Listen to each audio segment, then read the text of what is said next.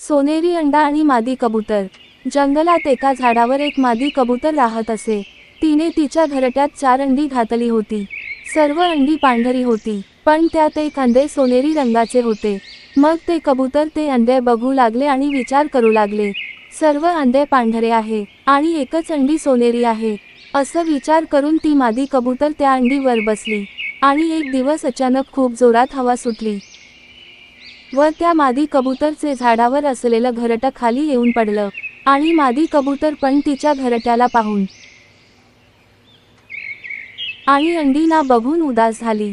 तिने खाली येऊन बघितले तर सर्व तिचे अंडी फुटून गेले होते व तिचे लक्ष त्या सोनेरी अंडीकडे गेले व बोलू लागली, तो अंडी फुटून जाईल, तोच अंडी फुटले नाही। मग तिने त्या सोनेरी अंडीला सांभाळ करायचं ठरवलं आणि परत घरट्यात घेऊन गेली।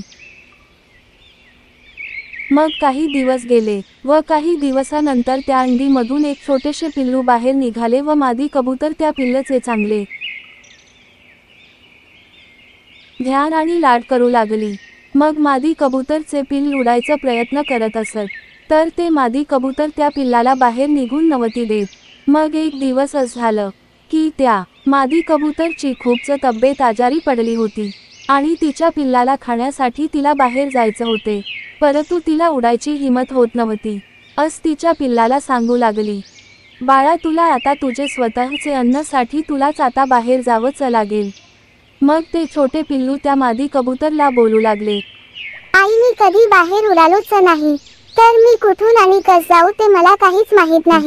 मग ती मादी कबूतरकडे शेवटी पर्याय नव्हता आणि तिला अन्न घेण्यासाठी स्वतःलाच उडून कस तरी करून बाहेर जावं लागले आणि मादी कबूतर अन्न घेण्यासाठी बाहेर गेली आणि थोड्या वेळात तिने तिच्या पिल्लाला अन्न घेऊन आली। तेवढे बघून तिच्या पिल्लाला खूप वाईट वाटले, माझी आईची तब्येत खराब असताना तरी ती माझ्यासाठी अन्न घेण्यासाठी बाहेर गेली। मग ते छोटे पिल्लू तिच्या आईला सांगू लागले, आई, माझ्याकडून चुकी झाली, मला माझ्यावर खूप राग येतोय। तुमची तब्येत बरी नाही तरी तुम्ही बाहेर गेले, मी तुमचं थोड पण विचार केला नाही। आज मी कुठं बाहेर जात नाही याची कारण आई तुझे लाड आहे, खूप जास्त लाड केले आहेत। मादी कबूतर पण बोलू लागली होती, बाळा, मला पण तसंच वाटतंय, मी एवढे लाड केले तर तू कधीच उडू नाही शकत। जेव्हा माझे पंख नव्हते तेव्हा आई तू अन्न घेऊन येत होती तेव्हाची गोष्ट वेगळी होती। आता तर माझे पंख आले आहेत, मी असंच किती दिवस या घरात बसून राहीलच, ते पिल्लू आईला बोलू लागले व याच्या पुढे अन्न घेण्यासाठी मी जाईल आणि तू घरी आराम करायचं ते छोटे पिल्लू तिच्या आईला बोलू लागले। आई म्हणाली, तुला आज माझी हालत बघून एवढे तरकळले। मग त्या दिवसापासून ते दुसरे कबूतर रोज बाहेर जाऊन तिच्या आईला अन्न घेऊन येण्याचे काम करू लागले। मादी कबूतर एवढे बघून खूप खुश झाली।